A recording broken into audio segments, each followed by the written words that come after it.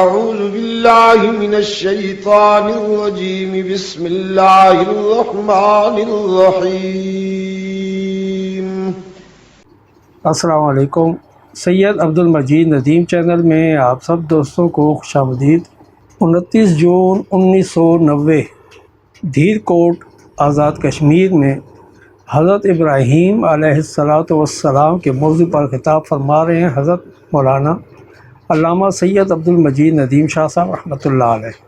تو آئیے ہم سب مل کر ان کا یہ بیان سنتے ہیں کہ راہ وفا میں ہر سو کانٹے، دھوپ زیادہ سائے کم.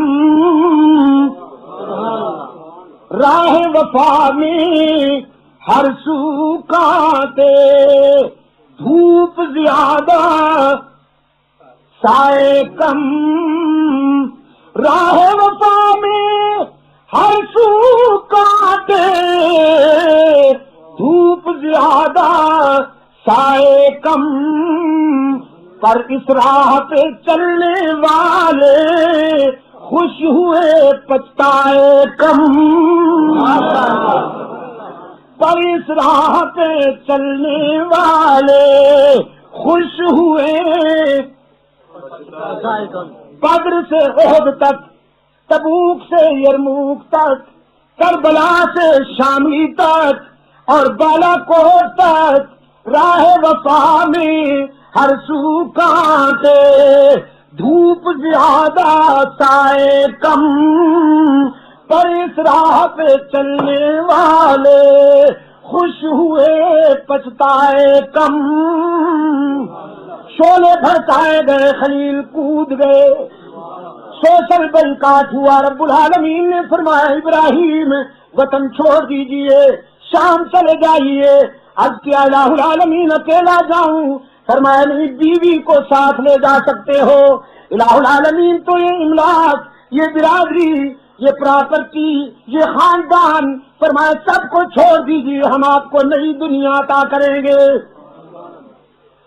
پہلے باپ کو چھوڑا، پہلے باپ کو چھوڑا، پھر جان پہ چھوڑ گئے، پھر وطن کو چھوڑا. شام پہنچے ہماری کی بستی میں، ابھی قدم ٹکنے نہیں پائے تھے کہ حق تعالیٰ نے فرمایا اب بیوی اور بچے کو ویرانے میں بٹھاؤ. بس ٹھیک ہے، محبوب کا حکم ہے نا، محبوب کا حکم ہے. اپنی بیوی کو بھی لے لیا، اپنے بچے کو بھی لے لیا. ویرانے میں وہ ویرانہ جسے قرآن کریم وادی غیر ذی زرعین کہتا ہے، تا حد نظر سبزے کا نام و نشان ہی نہیں. بڑے پیارے انداز میں اس تاثر کو منظوم کیا. 3 افراد پہ مشتمل قافلہ جا رہا ہے. فرمایا خدا کا قافلہ جو مشتمل تھا 3 جانوں پر. کتنی جانیں؟ ابراہیم، ہاجرہ اور اسماعیل. خدا کا قافلہ جو مشتمل تھا 3 جانوں پر، معزز جن کو ہونا ہے زمینوں آسمانوں پر. چلا جاتا ہے اس تپتے ہوئے صحرا کے سینے پر، جہاں دیتا ہے انسان موت کو ترجیح جینے پر. اس ویرانے میں جا کر اپنی بیوی اور بچے کو بٹھا دیا. بیوی اور بچے کو اس ویرانے میں بٹھا کر رب العالمین کی طرف متوجہ ہوئے. ربنا انی اسکنت من ذریتی بواد غیر ذی زرع عند بیتک المحرم ربنا لیقیموا الصلاة فاجعل افئدة من الناس تهوی الیہم وارزقهم من الثمرات لعلهم یشکرون. اے ہمارے رب دیکھ اپنی متاع قلب و جگر، اپنی متاع قلب و جگر اس ویرانے میں بٹھا رہا ہوں جہاں زندگی کے آثار بھی نظر نہیں آتے، لیکن تیرے حکم کی تعمیل میں تاکہ تیرا ذکر اور تیرا نام اور بلند ہو جائے۔ اے اللہ میں اسے اکیلا چھوڑ کے جا رہا ہوں، پر تو اسے اکیلا نہ رہنے دیجیے۔ رزق بھی تجھ سے مانگتا ہوں، ان کی حفاظت بھی تجھ سے مانگتا ہوں، انہیں رزق بھی عطا کر۔ اور قربان جاؤں خلیل کی دعا پر، فرماتے ہیں وَارْزُقْهُم مِّنَ الثَّمَرَاتِ۔ جب مانگنا ہی ٹھہرا اور رب العالمین سے، تو پھر کام کی چیز کیوں نہ مانگی جائے؟ دال روٹی نہیں مانگی، اے اللہ انہیں فروٹ کھلا دے۔ کائنات حیران تھی، ابراہیم اپنے رب سے اپنے بچے کے لیے تازہ انگور مانگ رہا ہے، تازہ انار مانگ رہا ہے، تازہ سیب مانگ رہا ہے، اور کھڑا ہے اس دھرتی پر جس کے سینے میں اتنی گہرائیوں میں بھی پانی نہیں کہ شاید قیامت تک مشینیں نہ نکال سکیں۔ یہ کھڑا کہاں ہے اور مانگتا کیا ہے؟ فطرت مسکرائی، فطرت نے کہا تم یہ نہ سوچو کہ کھڑا کہاں ہے اور مانگتا کیا ہے، تم یہ سوچو کہ کھڑا کون ہے اور مانگتا کس سے ہے۔ اس نے مانا کہ نہ مانا۔ فروٹ آج دنیا بھر میں جو فروٹ پیدا ہوتا ہے وہ اس جگہ ملتا ہے مکہ میں، اور باقی نہیں ملتا، تازہ ملتا ہے، پیور فریش ملتا ہے، اور صرف فریش نہیں ملتا، آزاد کشمیر کے روشن ضمیروں۔ میرا تجربہ تو یہ ہے، ہمارے پاکستان سے بھی کچھ فروٹ وہاں جاتے ہیں، لبنان سے سیب جاتے ہیں، دوسرے ممالک سے وہاں پر فروٹ جاتے ہیں، لیکن یقین کیجئے کہ ان فروٹوں میں اتنی لذت یہاں نہیں ہوتی جتنی لذت وہاں ہوتی ہے۔ ہم مینا میں بیٹھے تھے، کیلے ہمارے سامنے لائے گئے، اس کے اوپر سٹیکر لگا ہوا تھا فرام پاکستان، پاکستانی کیلے۔ میرے دوستوں نے جب وہ کھائے، میں نے بھی کھائے، کہنے لگے شاہ صاحب یہ کیلے تو ہم وہاں پاکستان میں بھی کھاتے، لیکن اتنی لذت، اتنے میٹھے تو یہ نہیں ہوتے جتنے یہاں ہیں۔ یہ کس بات کے کیلے ہیں؟ یہ پاکستان کے کس کونے سے آئے ہوئے ہیں؟ ہم نے تو وہاں اتنے لذیذ کیلے کبھی نہیں کھائے۔ میں نے کہا کیلے تو وہیں پاکستان کے ہی ہیں، وہی ہیں جو ہم کھایا کرتے ہیں، لیکن بات یہ ہے کہ جب یہ فروٹ کی پیٹیاں مکہ کی حدود میں، مکہ کی بلدیاتی حدود میں داخل ہوتی ہیں، تو پھر ان پھلوں میں ابراہیم کی دعا کی تاثیر شامل ہوتی جاتی ہے۔ اور جب وہ بچہ قرآن کہتا ہے صحیح کی منزل کو پہنچا، لڑکپن کی منزل کو پہنچا، تو اب حکم آیا اسے قربان کر کے بھی دکھائیے، تاکہ ثابت ہو جائے کہ پیغمبر کو اولاد اتنی پیاری نہیں ہوتی جتنا اللہ کے حکم سے پیار ہوتا ہے پیغمبر کو۔ قرآن پاک نے فرمایا فلما بلغ معه السعي، فلما بلغ معه السعي، جب بیٹا اپنے باپ کے ساتھ دوڑنے کی عمر کو پہنچا۔ دیکھیے نا جی، کبھی انسان اکیلا چلتا ہے اور کبھی اس کے پہلو میں اس کا بیٹا دنیاوی نقطۂ نظر سے اس کا مادی سہارا بن کے چلتا ہے۔ فلما بلغ معه السعي، اسماعیل جب ابراہیم کے پہلو میں چلنے کے قابل ہوا، اب رب العالمین کا حکم آیا کہ اسے ہماری مرضی پر قربان کر کے دکھائیے۔ سیدنا ابراہیم نے اپنے بیٹے کو ساتھ لیا اور پہنچ گئے منزل عشق پر، اپنے بیٹے کو سامنے کھڑا کر کے فرمایا یا بنی انی ارا فی المنام انی اذبحک فانظر ماذا تری۔ اے لفتے جگر، خواب دیکھ کے آیا ہوں کہ خنجر میرا ہے، گلا تیرا ہے، اور حکم رب العالمین کا،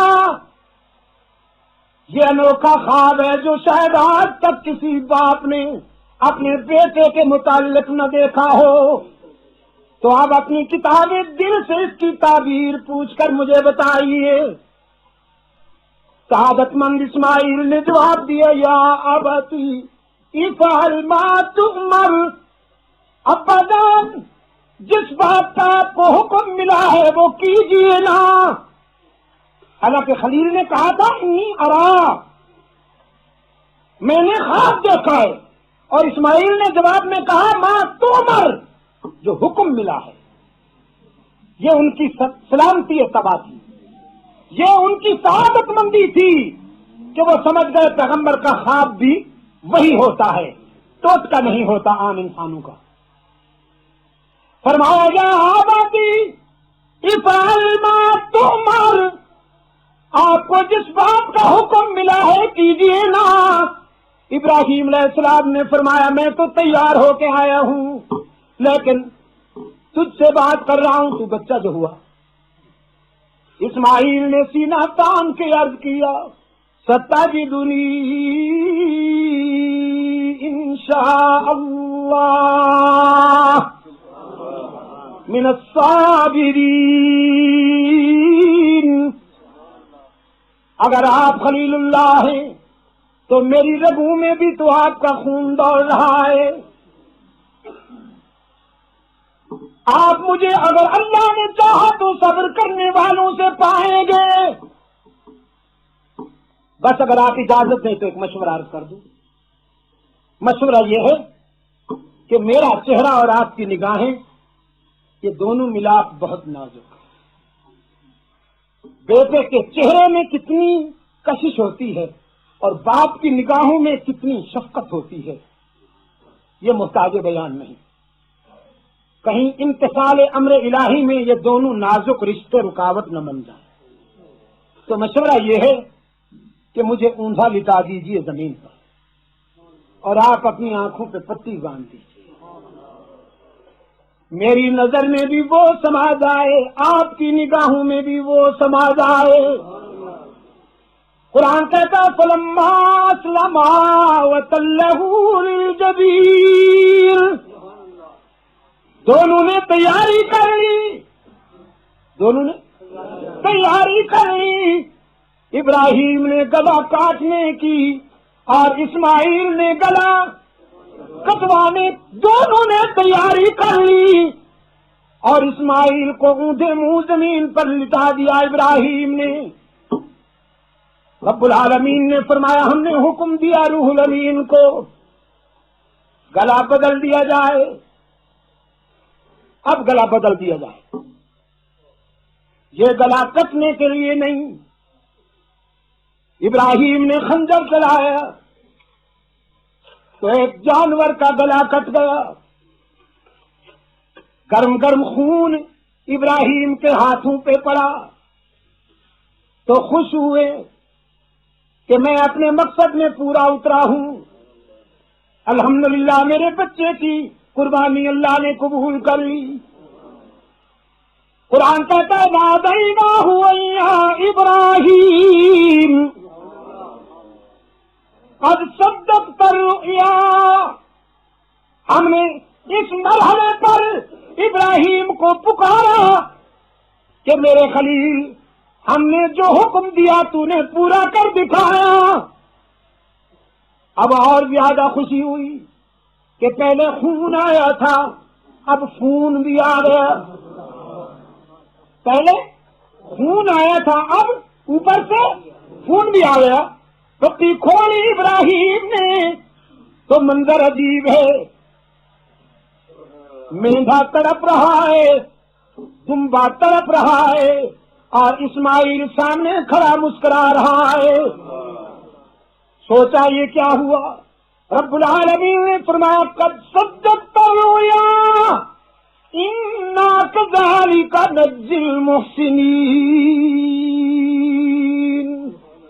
جو آپ کو کرنا چاہیے تھا وہ آپ نے کر دیا، لیکن گلے کٹنے دوں یا نہ کٹنے دوں یہ تم دونوں کے اختیار کی بات نہیں، میرے اختیار کی بات ہے.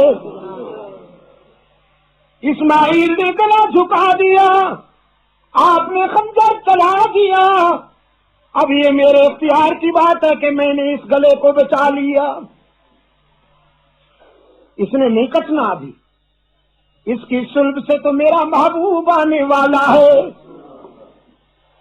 ہم نے آپ کی سارا قربانی کو قبول کر لیا، لے جاؤ اپنے بیٹے کو، نہ معلوم حاضرہ کے دل سے کیا گزر رہی ہوگی، ان کی تو تنہائی کا سہارا ہے اللہ کے بعد یہی بیٹا۔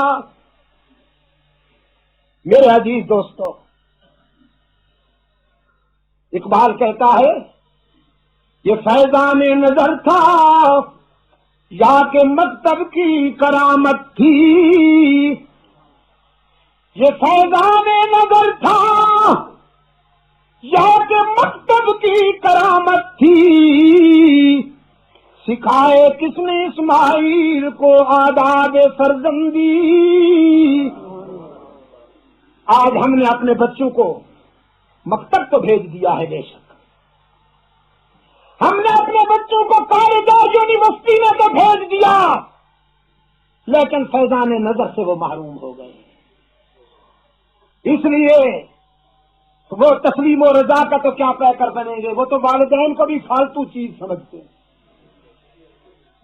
آدمی کالے کے نظام تعلیم کو پڑھنے کے بعد باپ کو خطی سمجھتے ہیں۔ اکبر نے کہا تھا نا، ہم ایسی سب کتابیں قابل ضبطی سمجھتے ہیں کہ جن کو پڑھ کے بیٹے باپ کو خبتی سمجھتے ہیں۔ مکتب تو ہم نے اپنے بچوں کو دے دیا، لیکن فیضان نظر نہ ملا، وہ فیضان نظر کہ جو محمود حسن کو شیخ الہند بنا دیتا،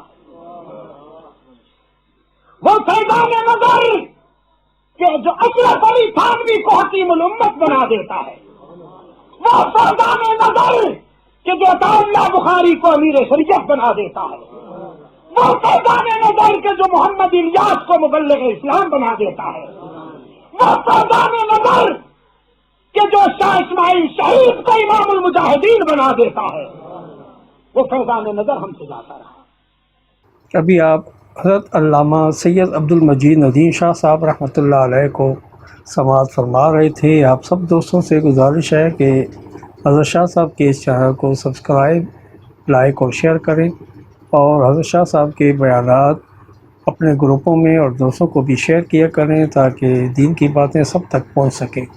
آپ سب دوستوں کا بہت شکریہ۔ ملتے ہیں ایک نئی ویڈیو کے ساتھ، تب تک کے لیے اللہ حافظ۔ پاکستان پائندہ باد۔ صدق اللہ مولانا العظیم۔